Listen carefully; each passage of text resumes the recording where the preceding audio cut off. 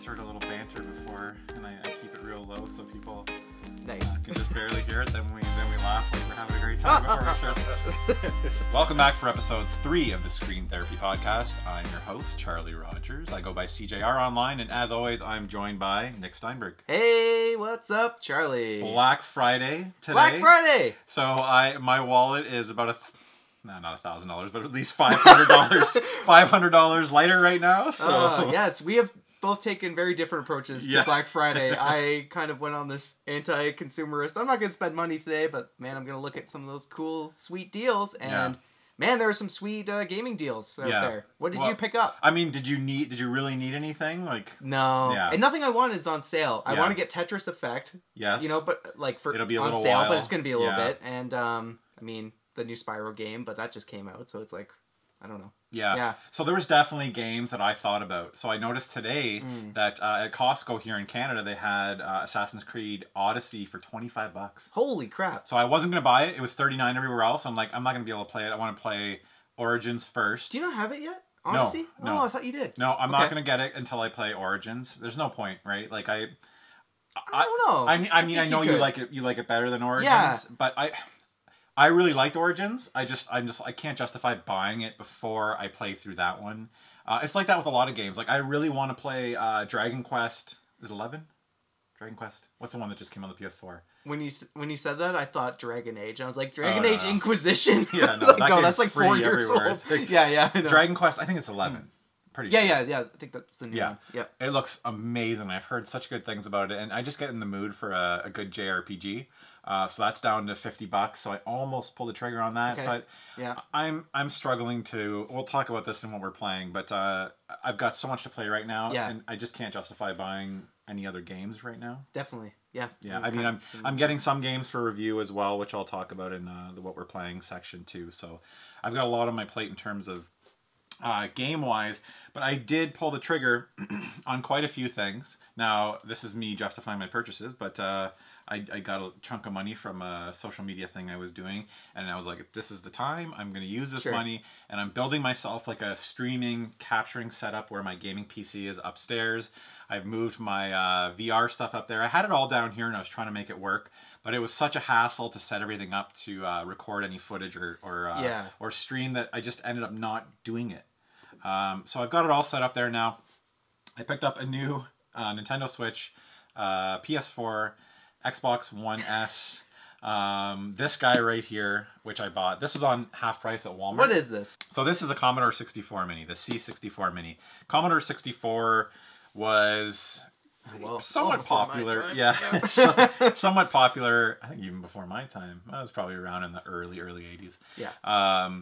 Somewhat popular in North America, but these computer-based systems, well, you know, they're a little bit bigger in the UK and I think Australia. Like I think the C64 was kind of like their NES. They had the NES too, but these systems were way more popular over there than they were here. So it's a system that I've always wanted to play. I actually do own an official one, but I've never really hooked it up all that much. Yeah, and, you know, this will be a little much easier. Just turn it on and play some of the games. It's $100 here in Canada. It was on for $50, so geez, $50. Yeah, and it's such a cool looking little system. I haven't opened it up yet, but the keyboard is not functional, but it comes with the controller and built-in game. So yeah, I picked that up. Nice. But yeah, I went through everything in more detail of what I picked up today on a YouTube video, which I just posted. You can find that online, where I went through what I paid for everything. But yeah, so now that I have that streaming and capture set up, stay tuned for some streaming on Twitch, and I'll be posting more gameplay videos. And when I do reviews, it's nice to use my own footage instead of having to find it other ways and splice it all together. So it'll be nice. Yeah, I think you're doing it right, like getting a dedicated station. Yeah. Instead of trying to kind of finagle it down here with your main entertainment. Yeah, I tried to do it. It just didn't work. And like I said, it just deterred me from doing it if it was that much of a pain in the butt. So for sure. Yeah. Before we move on to something else, I just wanted to kind of highlight, I guess, a few of the Black Friday deals that I have been tempted by. One for me is Shadow of the Tomb Raider is on right now for I think $40 in Canadian dollars, and you enjoyed that one, right? Oh yeah, it was good, great game. Yeah, I mean, I love the first two of the kind of newer rebooted. I liked Rise better. Yeah, I've heard a bit of that. Yeah. Yeah. But still, awesome game. Yeah, I forgot that you hadn't played that. Yeah, I think worth it. $40. Oh yeah. Yeah. Okay. Yeah, for sure. Yeah, and if you have the time to play it, right? Well, like if you don't have the time to play it right now, then wait, because we've got Boxing Day here in Canada. Yeah. You know, we have it nice here in Canada. We've got Black Friday, then we get hit it again on Boxing Day. Yeah, definitely. Yeah. And, you know, might have a little, you know, some gift cards by then or something. Yeah, for sure. Yeah. The other one, too, I thought was a great price, even though, like, we've both already played through this, is God of War for $30. I know. Like... Crazy. Yeah, that's a no-brainer right there. Yeah. I mean, if you don't have a PS4, pick up that Spider-Man bundle. You got Which Spider-Man is great. right there. I mean, it sucks that it's not that nice red PS4, like the Spider-Man the special, one. yeah. But, I mean... What does it come with? It's a 1 terabyte drive. It's the slim model, and it comes with a box copy of Spyro. Yeah, a box copy. Yeah, because I already had the game, so I sold that copy to recoup some of my cost. I really wanted to pick that up too because I could use like a new PS4. Like, you have the original? I feel like it's starting to get a little making annoying. some noises. Yeah, just kind of slow in certain spots. They have a pretty good rate though. Like they don't have much of a failure rate on those PS4s. No, it still works fine. It's just like I looked all over classified ads to try and get one as cheap as I could. Yeah. And I could barely even find one for $200. So I was like, okay, well, I sold off the copy of Spider-Man for $50 because Spider-Man is not on sale. Right. It's still regular price, $79. So I was surprised, number one, that it was a physical copy in there, and two, that the game was still $79. So I got $50 pretty easily. So I paid, I don't know what, $209 for a new one, 1 terabyte with, it's new, so if I have any problems. So I was pretty happy with that. That's all right. But in terms of what we're playing, actually, I might start if you don't mind. Yeah, go for it. So the number one thing that I'm playing right now is Pokemon. Oh, the Let's Go edition? Pokemon Let's Go Pikachu. You got the Pikachu one? Yes. Okay. Did you pick up the Eevee one too? Or? I did. I pre-ordered the Eevee one.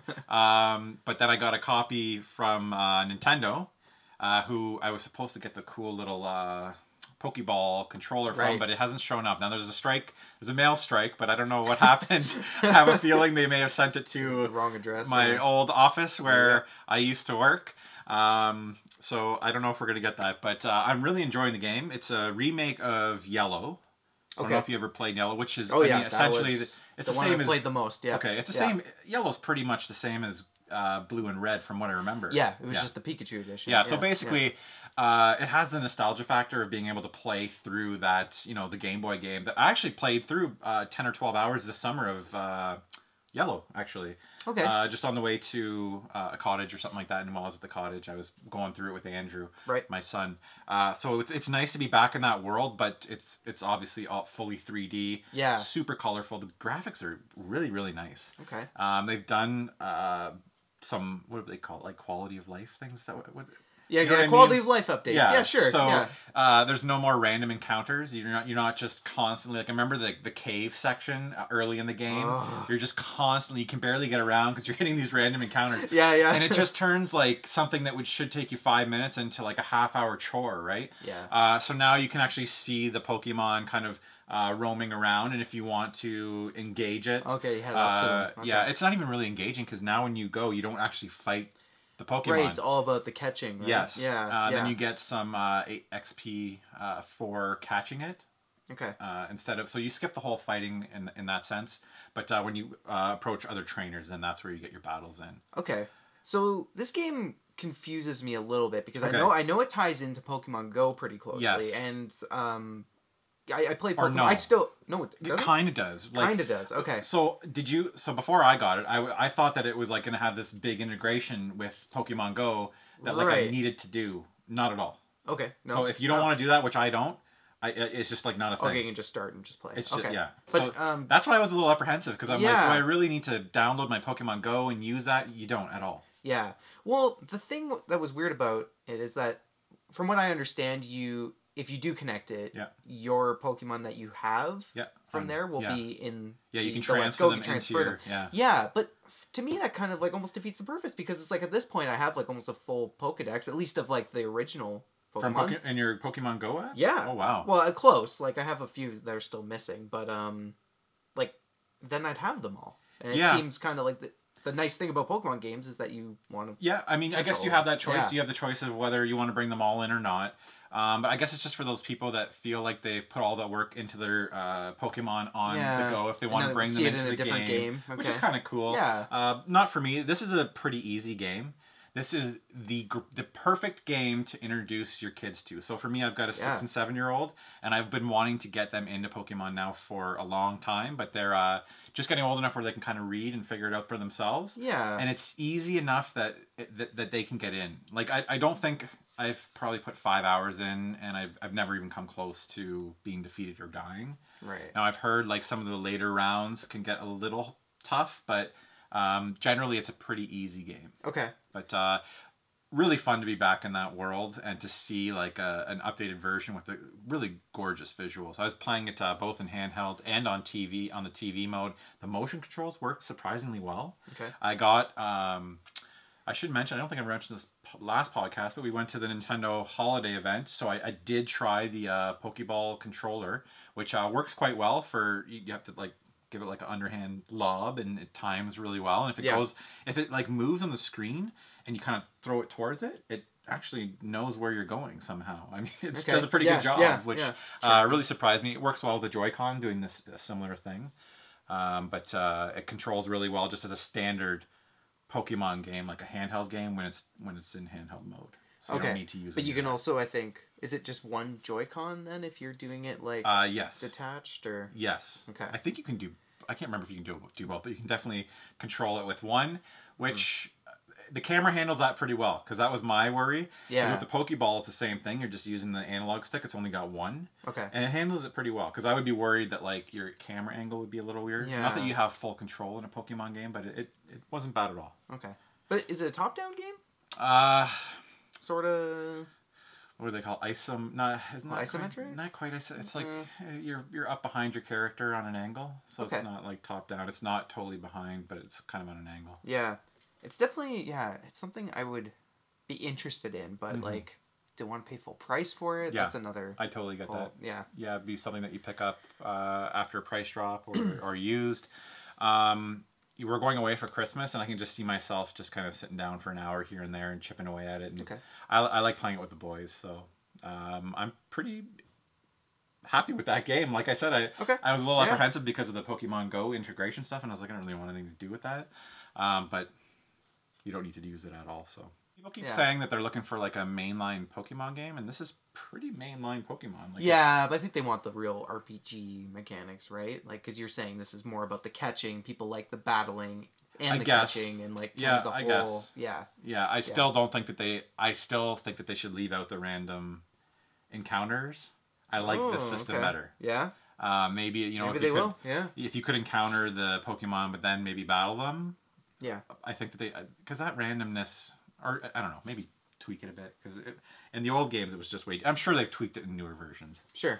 But yeah, because it could get annoying. Yeah, Pokemon Let's Go Pikachu and Eevee gets a thumbs up from you. Yeah. Yeah. 2. Whoa, 2 thumbs up. I'm really enjoying on our non-existent rating scale that we just That's my scale that I use with the boys. Yeah, it's just like, I like it. Yeah. When we do our snack unboxings, it's a 2 thumb scale. So sometimes we'll give it 1.5. Yeah. Nice. So what have you been playing? I've been getting more into Red Dead. We don't really have to go into that. I don't know if you've touched it since the last time. I haven't. Okay. Needless to say, I'm further... We did. We did get feedback, and the guy said something, like, I don't know who it was, but it was something on YouTube. I think I did see this comment. And it was something about like, you're the only person that I've heard say that they didn't like it. It's universally loved or something like that. Oh, okay. But the guy didn't say you didn't like it. The guy hadn't played it. Like, he was just I'm like, I didn't say I didn't like it. No. I just said it's extremely slow.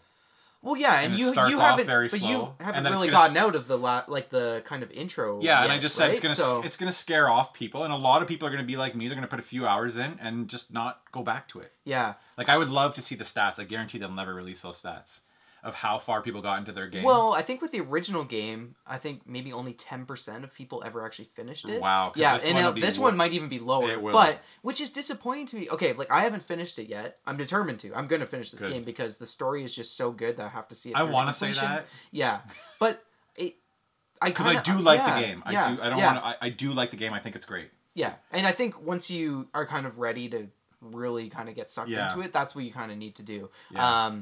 But I think it's kind of a shame that most people who start this are not going to see it through to the end. I've heard that the ending is really good. I mean, I've tried my best to avoid spoilers, but the game's length is kind of a detriment, I feel like, in a way. Yeah, now I heard there's a part where you get to a pretty large city. I don't want to say where. Yeah. But it would be south. Yes, I have. Yes. I have reached that point. Yes. And I heard that's a pretty cool point. So how far in would you say that would be? Man, I know it's tough I don't know. Like I probably reached there at like the 40-hour mark, or between 30 and 40. Wow. Maybe 30. I don't know. I can't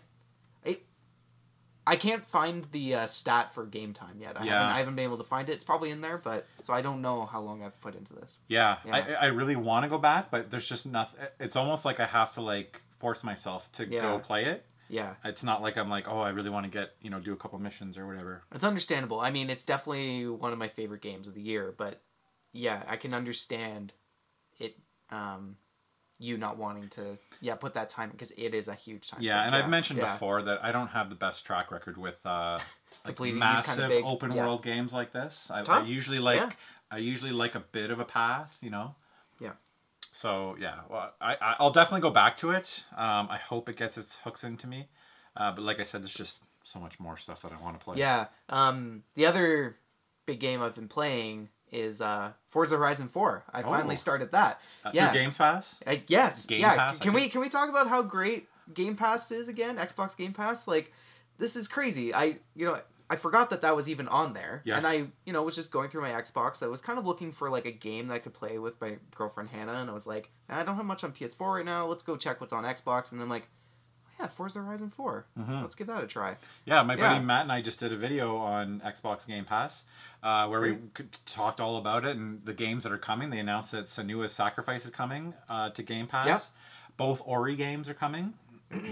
Wait, so the new Ori will be on there because it's a first party, right? Yep. Crackdown will be there day one. Jeez. It's really a great value. I can't believe they did that. I was at Black Friday, and there was a lady buying an Xbox One, and she was like, oh, I don't know which version to get, and it was for her kid, so I was like, well, you don't want the Battlefield version, you probably want the NBA, or I said maybe Sea of Thieves.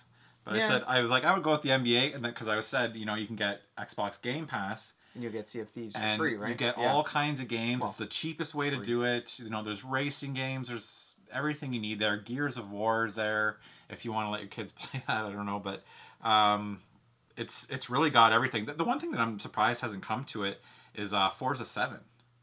Oh, that isn't on there yet? No. That's a little strange. I thought that they would have added that almost right away. Because I would like to go back and try out some Forza 7. I don't get it. Is it not technically a Microsoft Game Studios? I don't know. Is the Horizon series? Yeah, the Horizon series is done by a different. Yeah, well, Turn 10 is involved with both, but I think the Horizon one is like Playground Games. Yeah. So I don't know. It doesn't make. I don't know why it's not on there. That's okay. Honestly, I would rather play Horizon. Yeah, it's definitely more of my game. Man, I love what they've done with this series. It's fun because it's as serious a racer as you kind of want it to be. Yes. Like, obviously it's not the same level of simulation as the motorsport brand ones, but you can still do lots of like tuning with your cars. You can turn off all the assists if you want, or you can make it as arcadey and like kind of hand holding as you want. Yeah, and then you get to just race around like incredible locations. Like I love this one, like in the UK. Yeah, I didn't think I would. I mean, it doesn't sound that exciting. Like the last one was in Australia. Yeah, awesome. I have seen, I guess, like some, minor criticism of that. It's like, oh, this kind of feels like a bit of a letdown after Australia. Yeah. But for me, like I really love the UK landscape. Me like too. Just rolling hills. Yeah, because I mean, I've been there, and especially like the kind of the Scottish Highlands, and then you're going through like Edinburgh's kind of the main city, and I was like, this is amazing. I've been there. I was like, look, I was on that bridge. That's so cool. I think they're a little generous with the mountains and snow. I mean, obviously, it's an idealized version of the UK, which is great. It doesn't have all the traffic or all the pedestrians everywhere. You're all the lorries on the road. Yeah, exactly. The UK is not known for its, speeding roads. Or I just love yelling wanker at other cars. Just getting right into it. Yeah. Yeah, it's a really fun game. The seasons are really cool. Yeah, the season changes. Yeah. I know I turned it on the other day and it was winter. I was like, oh, cool, I haven't seen winter yet. You know what I really love is the off-roading, the rally car stuff. I was a huge fan of Rally Sport Challenge back on the original Xbox. And the rally sections are fantastic. Yeah. And I think are really suited to, you know, like the Scotland and those rolling hills. I really love the cross-country races where it's just kind of like go right over the roads and hills. Yeah, you're in like a Jeep or something and you're just, And there's a lot of variation. The street races are cool where you meet that guy and he's like, these aren't really like sanctioned Forza Horizon events, so let's keep this on the down low a little bit. Yeah.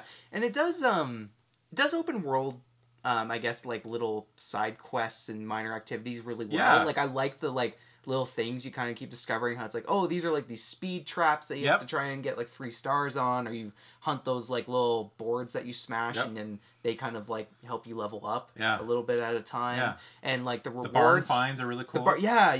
And they keep the barn finds like British specific, so you get a little bit of British like car history. There's a lot of, like a couple James Bond one, I think there was. There was an Italian job one with a Cooper Mini. So I thought that's kind of cool. And then they also have those like moments where you can just kind of hop out of your car and it's like, oh, this castle, blah blah blah, and little history nuggets in there. It's like those like I forget what they call them. Just like the landmark spots. I thought that was kind of cool. Those are cool. Forza Horizon 4. I think this one I'm gonna try and stick with because I, without fail, always fall off of these Forza games because there's just so much to them, right? But I feel like it's a great pick up and play game. Oh yeah, I mean that's worth the price of admission for Game Pass alone for 1 month. To jump into an awesome racing game like that. For sure. I know this sounds like a commercial for Xbox Game Pass, but it's so good. There's so many good 360 games on there. I think there's a couple like Fusion Frenzy I think is on there. Yeah, Fusion Frenzy from the original Xbox is on there. Just tons of content. And I just keep thinking back to someone getting an Xbox for Christmas. And I think they all come with a month, I believe, a month pass to that now. Right. So like Christmas Day, you don't even need to buy your kids any games. You just go on there and download whatever you want. Well, and you can hack it a little more too and make it even more of a deal because if you do the Xbox home sharing, only one account needs to actually have a Game Pass subscription and the other person can access it. Which is what you do, right? Yeah. I'm not even paying anything for it, and I think my roommate's just like, oh, I'm just letting it go. Yeah. He hasn't even touched his Xbox in months, but he's got an active Game Pass. It's I'm like I will just $12 a month. reap the benefits. And I think I got it on a sale where it was half off for a year. So like $6 or $7 a month for all those games. And day one you get the games. Yeah, that was a big coup for them, I think, was getting this. Oh, by the way, all the first party new, I mean, not that there's that many, but what there is has been pretty decent. Have you tried PlayStation Now? I haven't. They recently updated, so you could download games now, and I've been curious to try that. So it's a similar service now. I haven't really looked into that much. Before it was a streaming service, which apparently wasn't bad. They bought a service. Remember, I forget what it was called. Yeah, was it Gaikai? Yeah, I think it's something like that. Yeah. Anyways, but apparently it worked pretty well. But I like the idea better, being able to just download the game and not have to worry about it's nice to have the network. Yeah. But no, I need to look at but if they announce, like, could you imagine? All our first party games will be on there day one. Well, I mean, oh my, that would be killer. I mean, Sony has no reason to have to do that. No, you're right. At this point, but man, could you imagine? One can dream, right? That'd be crazy. And if Nintendo followed suit, that'll never happen. Yeah. So I have also been playing, I know a game that you're very familiar with, or a series that you're familiar with, Spyro, the Reignited Trilogy. Yes. So I know you played those probably to death on the PS1. I know you played the Crash games, all them too. Right? I definitely 100%ed a few of them. Yeah. So I didn't have much. I talked about this on another video. Sure. But I think I was at the age when I it's not like I was like, oh, I'm not playing that kid's game. It just wasn't really in my realm. In that I was probably in high school when it came out. No, exactly. We're from like a little bit different gaming generations. Yeah. So I was playing Metal Gear, and not that. Looking back, I should have played them. I just don't think that I had interest back then. I think it's fine. I mean, they were framing the PlayStation as kind of this game for more like adult or console for adults, right? But it did have a lot of family-friendly stuff too. Yeah, so this is the long way of saying I love this game. Okay. This series in general, I've only played through maybe half of the first one. I heard that they're not super long games. Yeah. But they get better too. Yeah, okay, good to know. Yeah. Because I love the first one. First off, the overhaul that they've done to this game, Absolutely beautiful graphics. Yeah. They've, from what I've read, they've some more quality of life things that they've been able to fix in this game. I'm curious what those are. Yeah, I know that there was some menu and save stuff, I believe, but also some like gaming mechanic stuff too. Okay. That apparently are better. But anyways, control is fantastic. This is the best game. If you have a PS4 and you have children, this needs to be under the tree on Christmas Day. Needs to be under my tree too. Anna? Yeah. So yeah, I mean, playing through this with my boys, it's been fantastic. This is the perfect game to familiarize a kid with dual analog controls, which can be a little. That's kind of like a step up for kids when it comes to gaming, like around the 4 or 5 year old. For sure. Yeah. You got to get used to that camera, and they'll start off by like running around with their head pointed up in the sky. So it's the perfect game for my boys to play. They can actually play it and progress in the game. It's not a super hard game. It's very like collectible focused, would you say? Yes. Well, you're collecting those the gems. Yeah, and you start by like freeing the dragons. Freeing the dragons. That's right. Yeah, in the first game. And now one thing that they've added, apparently, each dragon is different now. Before they said that the original was kind of like a little bit like reskinned, and they all have these like personalities, and when you free them, they're like say a little thing, and one's like a barbarian, one's a hunter, and it's really charming. And then they do nothing to help Spyro. Yeah. They're all these bigger, large, like, capable dragons. They're he's like, doing it all on his own. Get out there. I love the little attitude that Spyro has, too. It's it's pretty 90s. Yeah, It reminds me of, like, early, like, Bart Simpson a little bit. Yeah. It was very of the time. But, so I'm having a ton of fun playing through that. And I just keep thinking, like, some kid's going to get this for Christmas and play through it with their parents. And I think it's the perfect Christmas Day game.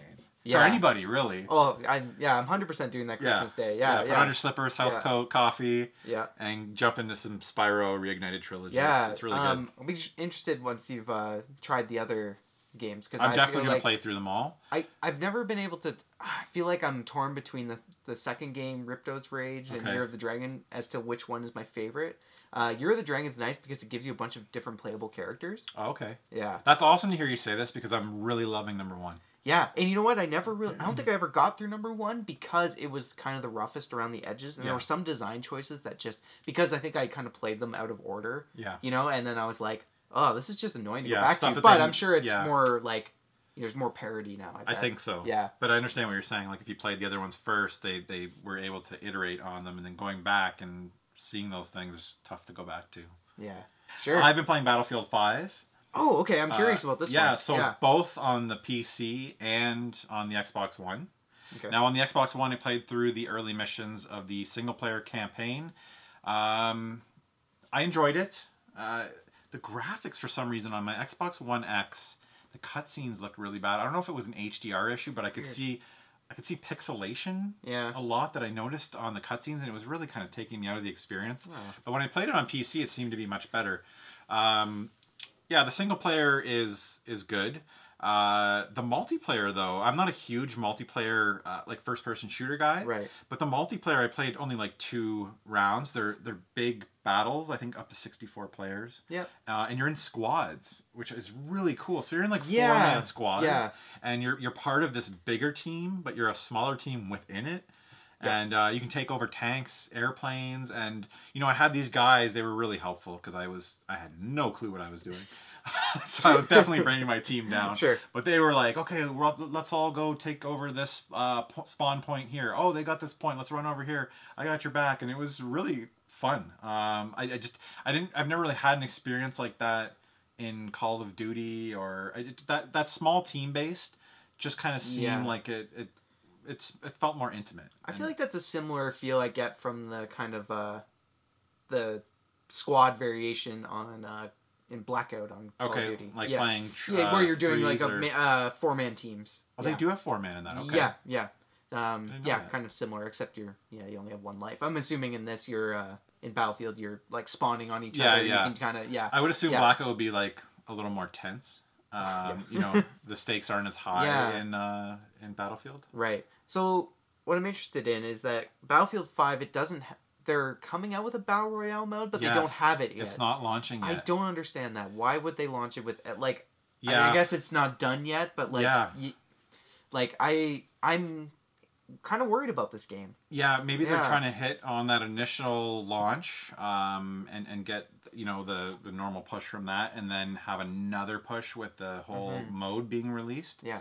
But I don't know if that suits them well. It'll remain to see. One thing I heard about it that I like is that for the single player, because they do it in like what it's kind of like these like war stories segments or something. Yeah. But they've kind of highlighted more like obscure parts of the war. For sure. You know, so it's not just storming the beaches of Normandy or something like that. Yeah, like, you get to learn a little bit of history about these smaller battles that happened. Yeah, it's kind of cool how they break it up. It's not one continued story. It's little segments. And I think that's what they did with 1.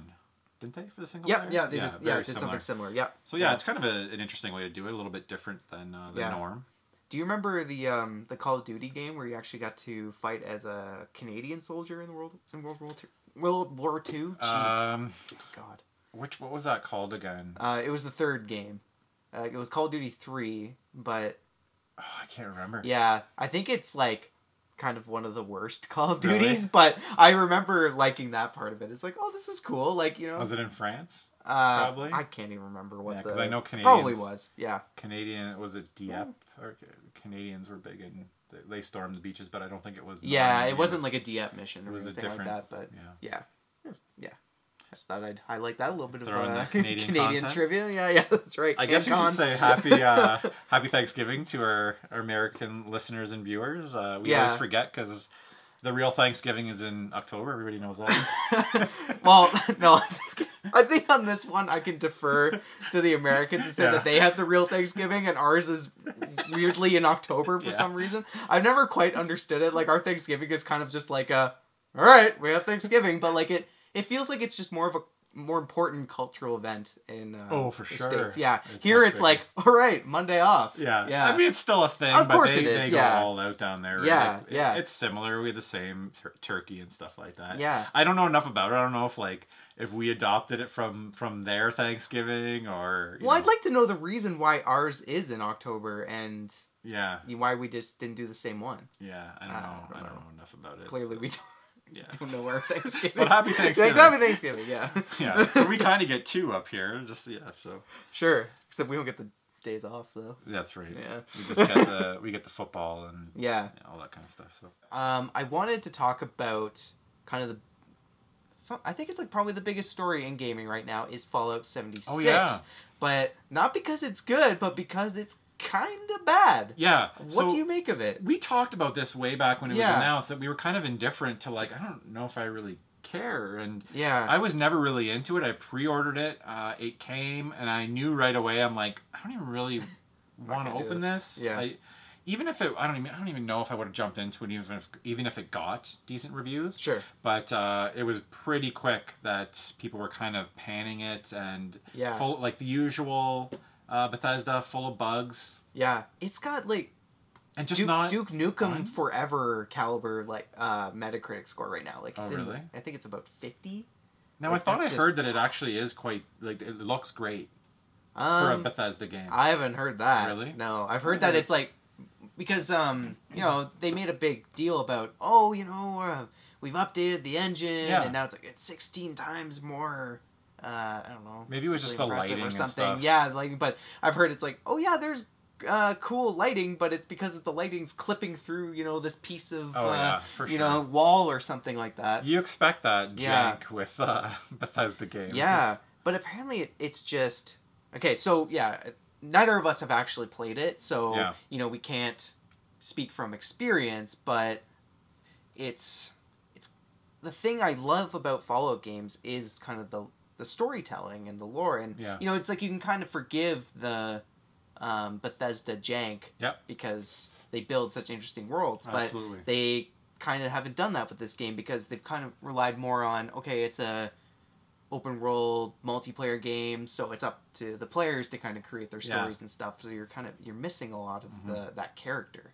And then it's so much of that classic survival game busy work. You constantly being, you're over encumbered, you're hungry, you're thirsty, you gotta do this, and apparently it's just you're kind of staggering from one kind of mission to the next, you know, just surviving to get there, because Yeah. you'll start looting, but then you use all that loot just surviving to the next encounter, and it's just this grind. Yeah, from what I've it's heard, like- it's just not all that fun. No, it doesn't seem fun to me at all. And the price has plummeted already, Yeah, which there's will already Black infuriate Friday sales. a lot of people. Yeah. Like I think I saw it for $39.99 already in the States. I think it Yeah. was in the States. But So, I don't know, like, what do you think Bethesda's going to do with this? Because I bet they have a big post-release kind of content plan. yeah, But I don't know now. Like, do they kind of abandon it after not too long? I don't know. That's not going to happen. Yeah. They're going to at least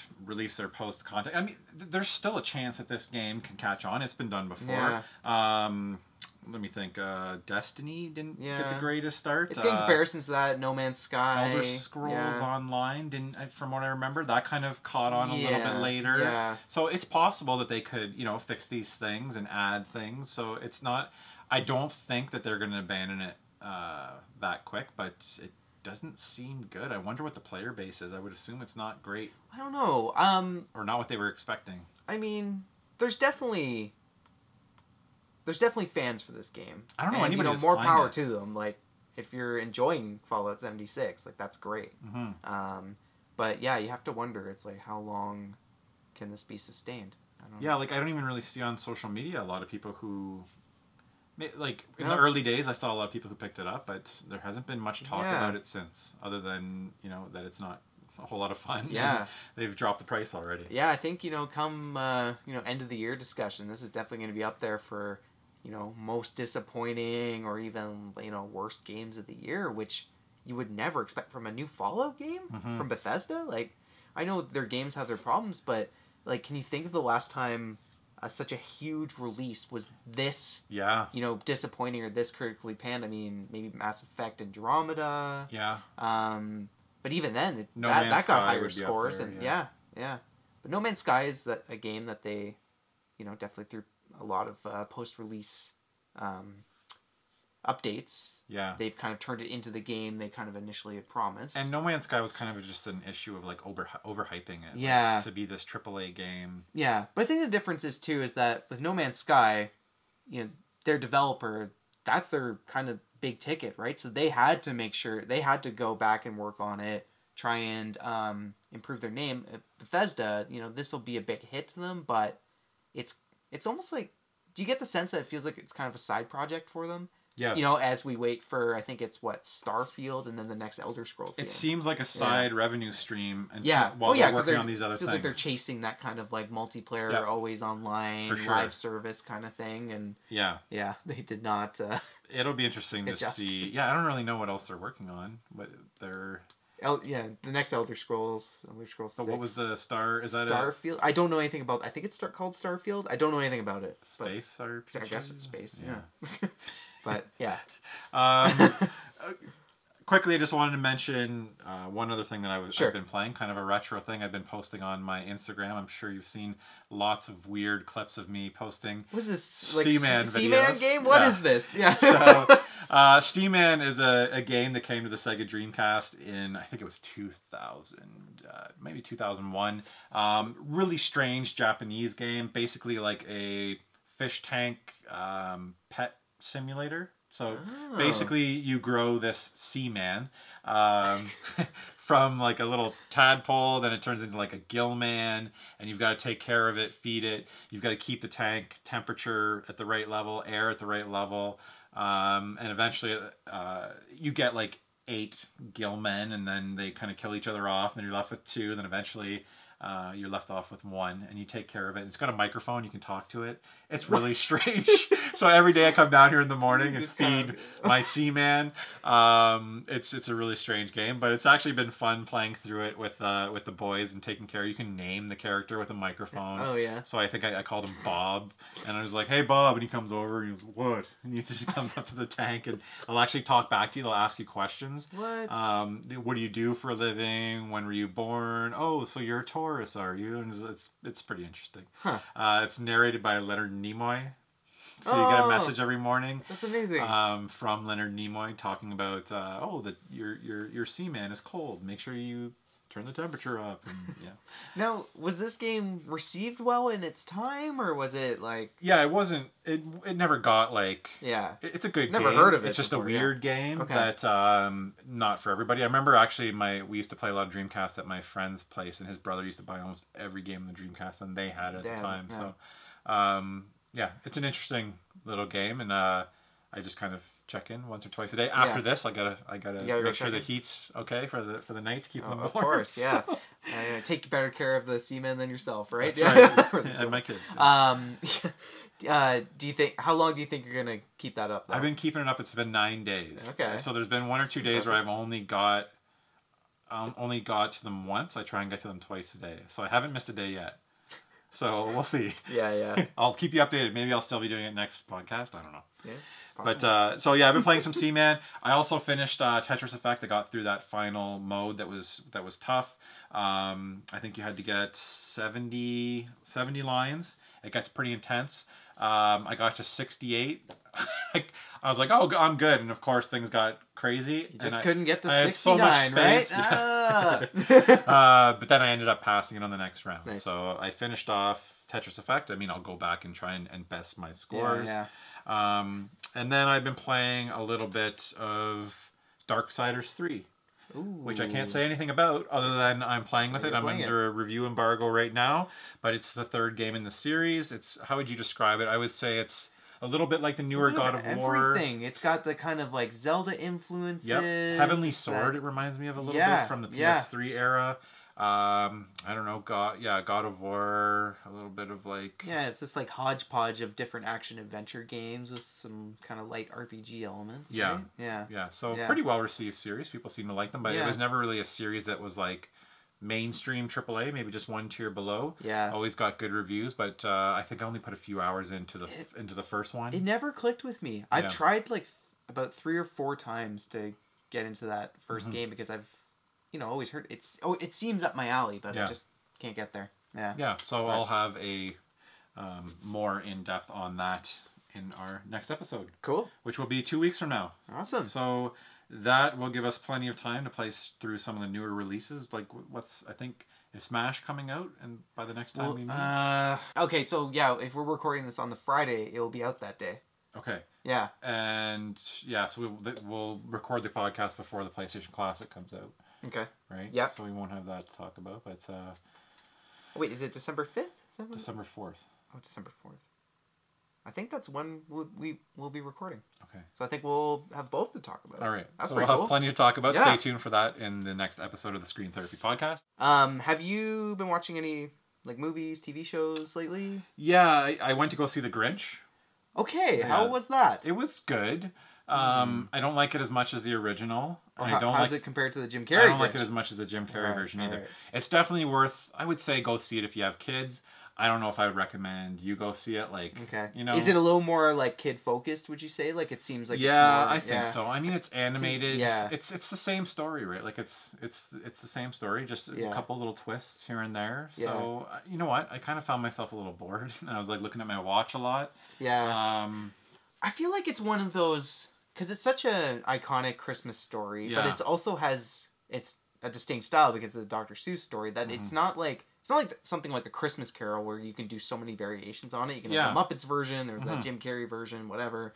But like the Grinch, it's like, well, it's got to be the Grinch. Like I don't know. Yeah, I how don't know else if he would really do it. I don't know if we needed another one. I don't know. I mean, definitely didn't. But it's good. It's a good movie. I just it just doesn't compare. I mean, I love the Jim Carrey one. I don't know. Is that the consensus? Do people like that one? I think people are coming around to it more now. It's definitely got this like kind of underrated feel. I feel like to it. I love it, but we watch it like 10 times. I love it. It has its issues. Like, but whatever. It's a little long.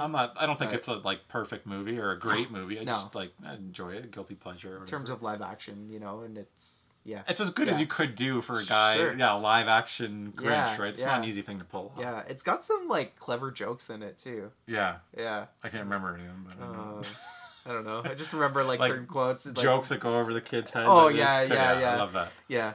It's like, me have a crush on the Grinch? Oh, what's preposterous? It's like, I didn't ask you that. The guy just always remember. Oh yeah, I remember the little guy's name was Timmy. The little guy who plays the young version of the Grinch. Okay. Oh, his name was Timmy. Yeah. On this cheesy daily soap, Passions. That's right. Passions. Yeah. I only know this because I lived in Banff for like 6 months, and we had 2 channels, and every day after work, Passions was on. You're so like, I was like, I right. gotta watch something. Yeah, so I yeah. got like, so I don't know why. Yeah, I that's think- Timmy from Passions. Yeah, I think he passed away He did. really young. He did. Yeah, He passed away. that's Yeah. sad. Yeah. Rest in peace. Yeah. The one that's more appropriate to this podcast. I Okay. finally watched Split. Okay, I still haven't seen this. Oh, God, but you the new gotta one, see the sequel looks so good. Was it Glass? Yeah, That's right. they I released watched a the trailer and I was for like, that. "Holy crap, this looks great! I need to watch Split." Yeah, so that's a bit Yeah. of a... Not really, the movie's old. Sure. But at the Yeah, end of the yeah. movie, you find out that it's in the same universe as Unbreakable. Right. Split is really good. James McAvoy? Yep. Yeah. Yeah. Fantastic. Nick, what else has he been in? I couldn't pinpoint it. Like, the where else? X-Men movies. Oh, that's right. He was Professor Xavier. Yes. Oh, he was awesome in that. I didn't even realize it was him because in Split, he plays so many different characters with so many different voices. Yeah. Male, female. Basically, he has a split personality, and there's 23 different personalities inside him. Yeah. And so there was a He's point... such an underrated actor. He's McAvoy. really Yeah. good. Yeah. I loved him in X-Men First Class, it was, right? He was so good. Anyways, there's a point in the movie where he changes between 2 personalities, and it's a simple change in the expression of his face, and you instantly know that he's gone from this character into this character. Just like and I was like, wow, that's really impressive. Not a lot of people could pull that off. So Split is a movie that I highly recommend you check out. That was like what, 2016, 2015 maybe. Yeah, it was a couple years ago. Yeah, now. I've just been meaning to watch that forever, and I knew that there was a twist at the end, but I had totally forgot that it was in the same universe. Cool. So it is a M. Night Shyamalan movie. Yes. Yeah. He's kind of had a nice resurgence. Yeah. I think we've talked about that on previous podcasts, Probably, like how his career, I'd say, still mostly good.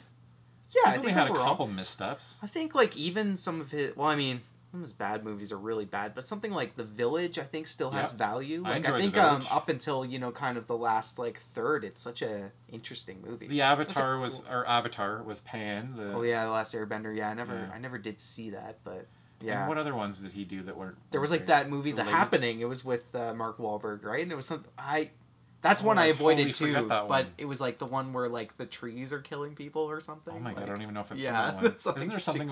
Isn't there one called, like a lady in the water? Okay. Yeah, that one I wasn't big on either. Yeah, for me, like I really enjoy his like first movies, like like Signs is. Yeah. I think Signs probably still holds up. I haven't gone back to it for years. And I enjoyed The Village. I thought The Village was kind of cool too. Yeah. He definitely has a distinct style, which I appreciate. And exactly, I appreciate that. Yeah.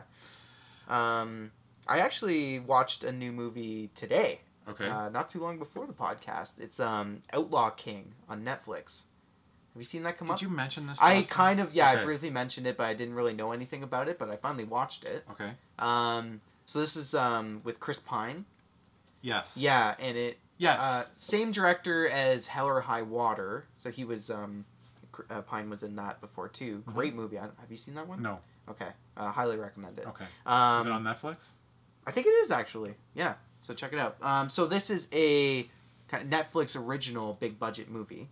So it's like an historical epic, and it's kind of like an unofficial sequel to Braveheart. No way. Yeah, it takes place like kind of after the events. Like it's not It's not connected to Gibson's film, right? They mention like William Wallace. Yeah, William Wallace, and it's kind of like this thing, like because you remember the end of Braveheart, like they. I don't. Oh, okay, well, I mean, whatever. It's a 23-year-old movie with kind of split. It's a historical event. I think I remembered his name. That was good for me. But he gets like drawn and quartered at the end, right? Okay. Like, so they kind of. That's kind of the inciting incident in this. I see. So Pine plays Sir Robert the Bruce, who was a Scottish king, but he was a supporter of Wallace. But then they eventually, after Wallace was defeated, they surrendered to the King of England. But then, after Wallace is killed, they Robert rebels, and so it's kind of all about his leading. It's like kind of like Braveheart too. Like he's leading the Scottish people against England again, and it's cool. It's got like guerrilla warfare. It's a really gritty war movie. So if you really like it, it's kind of showing like, hey, medieval warfare sucked. Yeah. Like, yeah. Braveheart was too, I remember. Yeah, like, but this is more. Skull's getting like... Yeah, you know, this is like, hey, this guy just got hung. There's his entrails just falling to the... It's just disgusting, but like... I think I may have to check that one out tonight. Yeah. Yeah, definitely. Because I saw it on there. I was like, I wonder if this is any good. And... Yeah, I mean, I don't think it's going to be considered like a classic war movie like Braveheart or anything like that, but worth checking out. Yeah, surprisingly good. Performances were great. Chris Pine's Scottish accent is actually really. To me, it sounds really. I never know what to think of Chris Pine. I saw this trailer and I was like, Chris Pine in a historical drama like this doesn't. But he sells it. He really commits to it. But the highlight for me was Aaron Taylor Johnson. He was in Kick-Ass. He was Quicksilver in the Avengers movie, but he ended up dying or whatever. But he's kind of one of those actors where I feel like he generally isn't that interesting, but he kind of gives this unhinged performance as like Chris Pine's like second in command. Okay, cool. And he kind of has his own arc going on, and it's great. He's just crazy. I'm definitely gonna check that out tonight. Yeah, check it out. Outlaw King, Netflix. All right, pretty good. Anyways, guys, thank you so much for joining us. As always, you can find the Screen Therapy Podcast on iTunes, Stitcher, Spotify, the Google Play Store, and you can find the video version on my YouTube channel, youtube.com/SeeJayAre. You can find me anywhere on the internet at SeeJayAre. Nick, where can we find you? Find me on Twitter and Instagram at Nick_Steinberg, and you can also find my writing now on thegamer.com. I started freelancing for them. Nice. So. There will be links for Nick's social media channels in the description below. Go follow him there. Cool. He posts content all day, every day. No, I do not. I will be kind of disappointing, but I'll appreciate the following. Maybe if you guys start following me, I'll post. Yeah, it'll give him that that little boost, you know. Yeah.